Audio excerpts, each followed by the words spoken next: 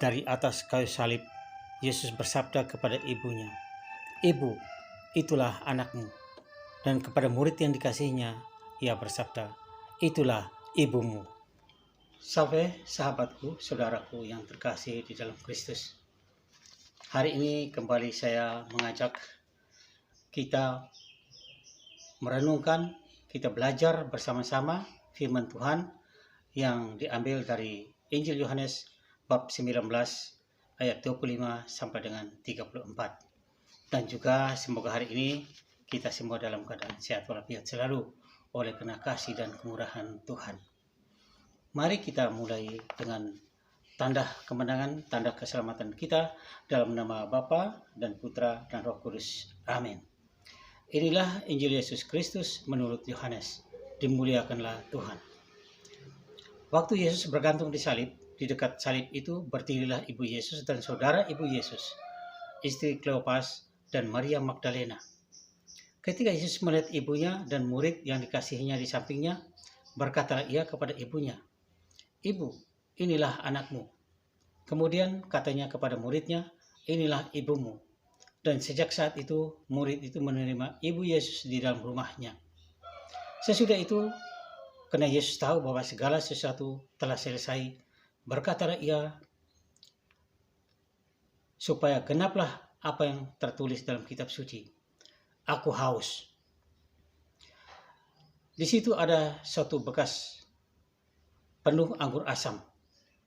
Maka mereka mencucukkan bunga karang yang telah dicelupkannya dalam anggur asam pada sebatang hisop, lalu mengunjukkannya ke mulut Yesus. Sesudah Yesus meminum anggur asam itu, berkatalah ia, "Sudah selesai." Lalu ia menundukkan kepalanya dan menyerahkan nyawanya. Karena hari itu hari persiapan, dan supaya pada hari Sabat mayat-mayat itu tidak tinggal bergantung pada kayu salib. Sebab Sabat itu adalah hari yang besar, maka datanglah orang-orang Yahudi kepada Pilatus dan meminta kepadanya supaya kaki orang-orang itu dipatahkan dan mayat-mayatnya diturunkan. Maka datanglah prajurit-prajurit lalu mematahkan kaki orang yang pertama dan kaki orang yang lain yang disalibkan bersama-sama dengan Yesus. Tetapi ketika mereka sampai pada Yesus dan melihat bahwa ia telah mati, mereka tidak mematahkan kakinya, tetapi seorang dari prajurit itu menikam lambung Yesus dengan tombak dan segera mengalir keluar darah dan air. Demikianlah sabda Tuhan. Terpujilah Kristus. Sahabatku, saudaraku yang terkasih di dalam Kristus. Inilah anakmu. Inilah ibumu. Pada peristiwa mujizat di tanah Kana yang di Galilea, dalam pesta pernikahan, Maria hadir sebagai orang yang terpisah dari Yesus dan para muridnya. Karena Maria sudah hadir bersama Tuhan pesta, sedangkan Yesus dan para muridnya juga diundang hadir, tapi pada hari ketiga dalam pesta itu. Hari ini kita masuk kembali dalam pekan biasa dalam kalender liturgi Gereja Katolik. Setiap hari Senin setelah hari raya Pentakosta, gereja merayakan peringatan wajib Santa Perawan Maria, Bunda Gereja, atau dalam bahasa Latinnya Mater Ecclesia. Perayaan ini baru dimasukkan secara resmi ke dalam kalender liturgi Gereja Katolik oleh Paus Fransiskus dengan dekretnya pada tanggal 11 Februari tahun 2018.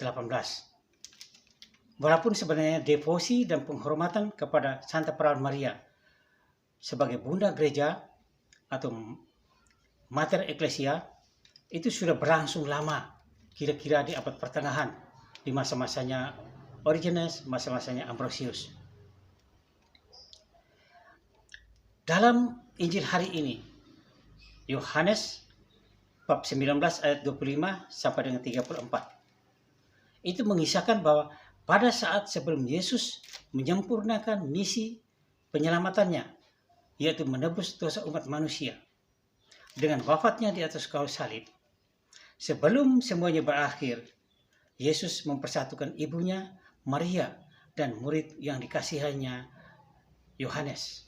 Di awal Yesus muncul di tengah-tengah umum, masyarakat umum, dengan memulai dengan sebuah mujizat pertamanya di tanah Kanaan.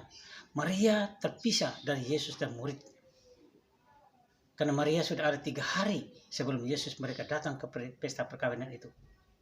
Tetapi pada detik-detik terakhir nafas hidup Yesus di atas muka bumi ini, Yesus menyerahkan muridnya kepada ibunya dan ibunya kepada muridnya. Yesus menyadari bahwa semuanya akan berakhir, akan segera berakhir.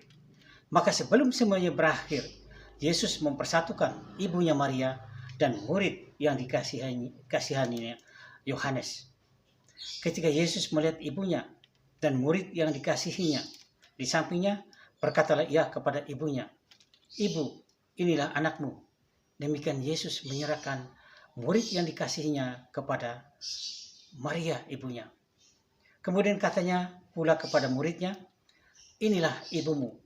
Demikian Yesus menyerahkan murid yang dikasihinya Yohanes kepada Maria ibunya. Dan sejak saat itu, murid itu menerima Maria di dalam rumahnya. Hari ini gereja merayakan peringatan wajib Santa Perawan Maria Mater Ecclesia atau Bunda Gereja. Dengan penetapan ini menambah panjang deretan perayaan untuk menghormati Bunda Maria.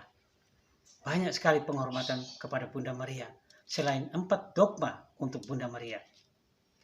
Teks Injil hari ini adalah teks kunci untuk merefleksikan gelar Bunda Maria sebagai Bunda Gereja.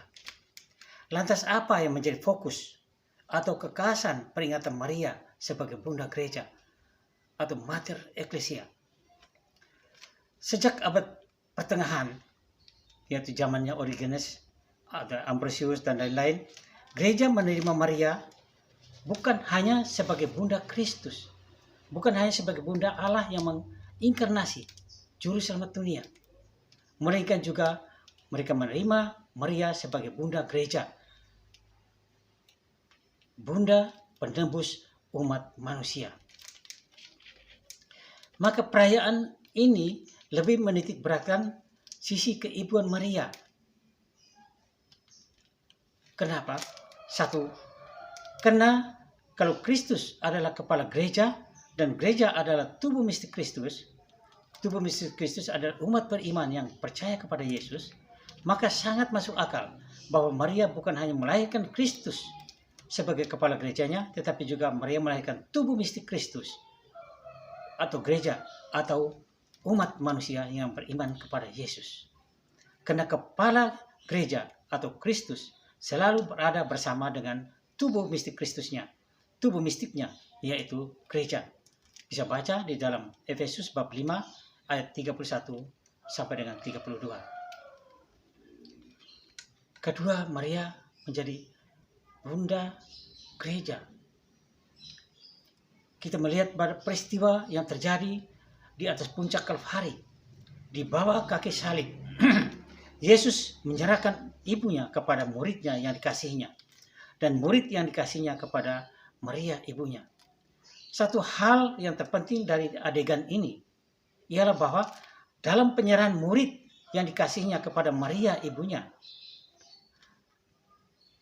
dan Maria ibunya kepada murid yang dikasihnya menjadi ibunya, Yesus sekaligus telah menciptakan suatu komunitas baru, komunitas murid-murid yang percaya kepada Yesus. Yang sama dengan Yesus membentuk sebuah keluarga rohani baru atau keluarga ex-katologis, di mana Maria sebagai bunda dan murid Yohanes mewakili para murid yang percaya kepada Yesus. Hal yang ketiga, Maria menjadi bunda kaum beriman akan Yesus Kristus. Ia Bunda Gereja, Bunda orang-orang yang menerima keselamatan dari Yesus. Buah hatinya Bunda Maria. Gambaran Bunda Maria sebagai seorang ibu tampak lebih berbicara untuk umat beriman daripada gelar lainnya yang syarat dengan muatan teologis. Karena itu umat beriman kita diharapkan untuk melihat gereja sebagai ibu yang penuh belas kasih. Seorang ibu itu pasti lebih mengenal anak-anaknya. Seorang ibu lebih dekat dan lebih intim berhubungan dengan anak-anaknya. Kalau begitu, iman dan kesetiaan Bunda Maria dalam mendampingi Yesus mulai dari sejak Maria menerima kabar gembira dari malaikat Gabriel sampai dengan di bawah kaki salib, seharusnya menjadi contoh teladan bagi kita anak-anaknya dalam menjawab panggilan Yesus Sang Guru kita. Maria menunjukkan kepada kita rahasia menjadi murid sejati Yesus Kristus, yaitu setia dan berpasrah kepada kehendak Allah.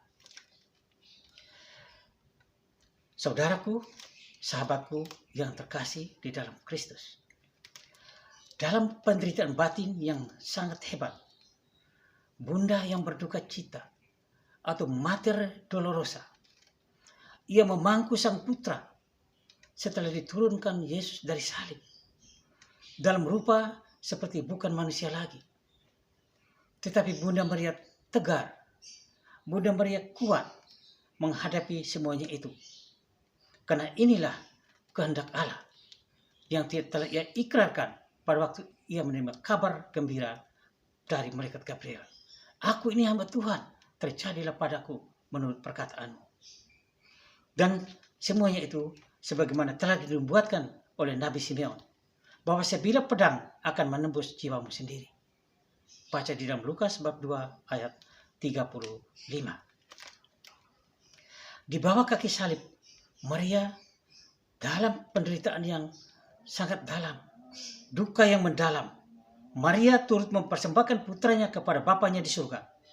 Walaupun apa yang dilihatnya, apa yang dialaminya bertolak belakang dengan apa yang didengarnya pada waktu kabar gembira malaikat Gabriel. Tetapi Bunda Maria tidak tergoyahkan imannya. Bunda Maria tidak tergoyahkan kesetiaannya. Ia tetap tegar dan kuat menghadapi semuanya ini. Inilah menjadi petunjuk bagi kita bahwa Bunda Maria pun akan selalu kuat dan tegar untuk mendoakan kita anak-anaknya, mendoakan gerejanya, walaupun mungkin kita anak-anaknya nakal, keras kepala, ataupun tidak taat kepada panggilan hidup kita. Dengan demikian, Bunda Maria juga akan tetap membantu gereja berziarah di atas muka bumi ini. Bunda Maria akan tetap membantu kita anak-anaknya dengan doa-doanya, memberi contoh model iman dan contoh cinta kasih yang sejati. Marilah kita belajar dari Bunda Maria. Marilah kita berdoa melalui perantaraan Bunda Maria agar kita, murid Kristus, terus bertumbuh sebagai murid Kristus dalam pajaran iman kita di muka bumi ini. Marilah kita berdoa, ya Tuhan, kami sangat berterima kasih oleh kehadiran Bunda Maria di dunia ini. Sebagai teladan iman kami, anak-anaknya, supaya kami dapat dengan sungguh-sungguh mengikuti Putramu Yesus Kristus, Tuhan dan Juru Selamat kami. Amin. Bunda Maria, doakanlah kami, anak-anakmu. Kemudian kepada Bapa dan Putra dan Roh Kudus, seperti pada permulaan, sekarang, selalu, dan sepanjang segala abad. Amin. Dalam nama Bapa dan Putra dan Roh Kudus. Amin. Semoga Tuhan Yesus Kristus selalu memberkati kita.